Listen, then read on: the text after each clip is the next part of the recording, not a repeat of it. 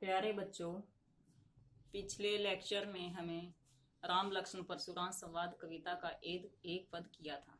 बेटा आज दूसरा पद करने जा रहे हैं। पहले पद में क्या था? जब सीता का स्वयंवर हो रहा था, जब सीता का स्वयंवर में राम ने शीत धनुष को तोड़ दिया तो उस पर परशुराम क्रोधित हो गए। तो वहां पर परशुराम राम लक्ष्मण के संवाद का वर्णन किया गया है कि परशुराम ने कहा कि ये धनुष तीनों लोकों में पूजा जाने वाला है, साधारण धनुष नहीं है। तो उस पर लक्ष्मण ने, अब इस दूसरे पद में लक्ष्मण ने हंसकर क्या कहा? लखन कहा हंसी हमरे जाना। लक्ष्मण ने कहा, हंसकर कहा कि हमें जाना, हमें समझा है, सुना है। सुनु देव सब धनुष कि देवताओं के सभी धनुष समान होते हैं। कि लक्ष्मण ने हंसकर क्या कहा कि हमें सुना है कि देवताओं के सभी धनुष समान हैं। का छते लाभू जून धनु तोड़े, धनु तोड़े, इस धनुष को तोड़ने से क्या लाभ और क्या हानि होती है। देखा राम नयन के भोरे भोरे धोखे से, राम ने नया समझकर धोखे से इस धनुष को छुआ था। छुआ टूट रघुपति न दोषु, छूते ही यह धनुष टूट गया। रघुपति यहाँ पर कौन है? राम। राम का इसमें कोई भी दोष नहीं है। ये किसने कहा? लक्ष्मण ने कहा कि राम ने धोखे से, कि राम ने सोचा कि यह धनुष नया है, धोखे से इस धनुष को छुआ, छूने से यह धनुष टूट गया। तो राम का इसमें कोई भी दोष नहीं है। मुनि बिनु काज, बिनु बिना काज कारण करिए कत रोसु, रोसु गुस्से क्रोधित, कि हे मुनि तुम बिना कारण ही क्रोधित हो रहे हो। बोले चित परशु की ओरा। अब उसने, जब लक्ष्मण ने कहा कि तुम बिना कारण ही क्रोधित हो रहे हो, तब परशुराम ने अपने फरसे की तरफ देखा और बोला। उसने अपने किसकी तरफ देखा? फरसे की तरफ देखा और कहा, रे सट, रे दुष्ट। सट क्या? दुष्ट। रे दुष्ट, सुने स्वभाव, स्वभाव स्वभाव, हे दुष्ट तुमने मेरे स्वभाव के बारे में नहीं सुना है। बालकू बोली बंदो नाही तोई। अब क्या कहा कि परशुराम ने क्या कहा? परशुराम ने कहा कि मैं तुझे बालक समझकर छोड़ रहा हूं, तुम्हें मार नहीं रहा, कि मैं तुम्हें बालक समझता हूं। केवल मुनि जड़ जानी मोई, कि हे लक्ष्मण तुमने मुझे केवल मुनि ही समझा है। कि मुझे क्या समझा है? मुनि ही समझा, मैं तुम्हें बालक समझकर छोड़ रहा हूं। बाल ब्रह्मचारी अति कोई, क्या कहता? परशुराम कहता कि मैं बाल ब्रह्मचारी हूं। विश्व विदित क्षत्रिय कुलद्रोही, विश्व, विश्व संसार विदित जानता है, कि सारा संसार जानता है कि मैं क्षत्रिय कुल का विद्रोही हूं, विरोधी हूं, कि मैंने इस पृथ्वी को कई बार क्षत्रियों से रहित भी किया है।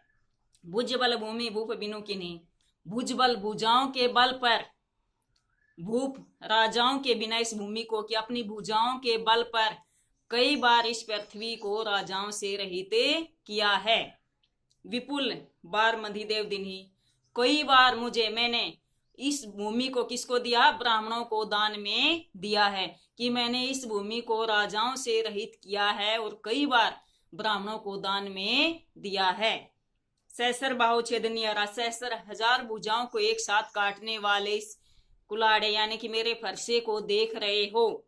परशु विलोकी महाराजकुमार, हे राजकुमार, मही कुमार क्या? कि हे राजकुमार, हे राजा के कुमार, राजकुमार, तुम मेरे हजार भुजाओं को एक साथ काटने वाले इस फरसे को देख रहे हो।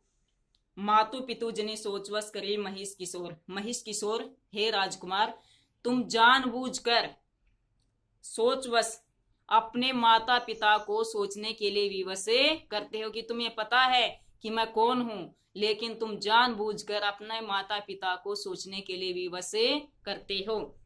गर्भ के अबरग दलन परशु मोर अति घोरा, मेरे फरसे की घोर गर्जना को सुनकर गर्भ में पल रहे बच्चों की भी धड़कन बंद हो जाती है। कि यानी कि जो गर्भ में पल रहे हैं, यानी छोटे बच्चे हैं, उनको भी मेरा फरसा नहीं देखता, मेरा फरसा इतना अधिक भयानक है। हे लक्ष्मण तुम अपने पिता को जानबूझकर, माता पिता को जानबूझकर सोचने के लिए विवश करते हो।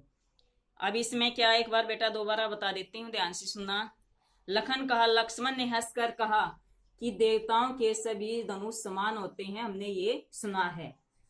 इस धनुष को टूटने से क्या लाभ क्या हानि? न कोई लाभ है न कोई हानि है। लक्ष्मण ने, राम ने तो केवल अपनी आंख धोखे से इसको देखा था, छुआ था, छूते ही यह धनुष टूट गया, राम का इसमें कोई भी दोष नहीं है।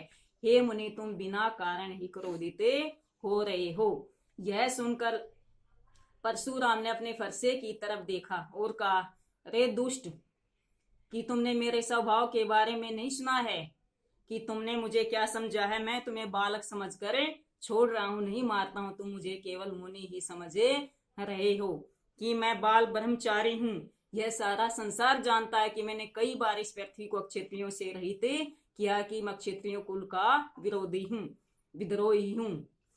मैंने कई बार इस पृथ्वी को क्षत्रियों से रहित किया है और ब्राह्मणों को इस भूमि को दान में दिया है। मेरा ये भुजा आप जो देख रहे हैं, जो 1000 भुजाओं को एक साथ काटने वाला है, देख रहे हो, यह एक बहुत भयानक फरसा है कि तुम अपने माता पिता को सोचने के लिए विवश कर रहे हो कि मेरे इस भयानक फरसे की गर्जना को सुनकर गर्भ में पल रहे बच्चे की धड़कन भी बंद हो जाते, कि यानी छोटे बच्चे को भी मेरा फरसा नहीं देखता, उस पर भी वार करता है। बेटा काव्य सौंदर्य में क्या लिखना है? काव्य सौंदर्य में लिखना है कि इस पद में क्या किया, परशुराम ने अपने क्रोध का वर्णन किया है कि जब लक्ष्मण ने हंस कर कहा कि हमें सभी धनुष देवताओं के सभी धनुष हम समान समझते हैं, तो वह क्रोधित होकर लक्ष्मण पर कटु वचन कहता है। अवधि भाषा का प्रयोग किया गया है, वीर रस का प्रयोग है बेटा, ओज गुण का प्रयोग किया गया है। और इसमें कौन सा अलंकार है? अनुप्रास अलंकार का प्रयोग, जैसे सट सुनेहि स्वभाव अनुप्रास अलंकार है, बाल को बोधि मंदव में अनुप्रास अलंकार है, बाल ब्रह्मचारी में अनुप्रास अलंकार है। अनुप्रास अलंकार का प्रयोग किया गया, तत्सम तद्भव शब्दावली का भी प्रयोग किया गया है। इसके बाद क्या लिखोगे बेटा? भाव सौंदर्य, कि सबसे पहले पद लिखोगे, फिर शब्दार्थ लिखने हैं, फिर प्रसंग लिखोगे, फिर व्याख्या करनी है, फिर काव्य सौंदर्य और फिर भाव सौंदर्य लिखना है। धन्यवाद।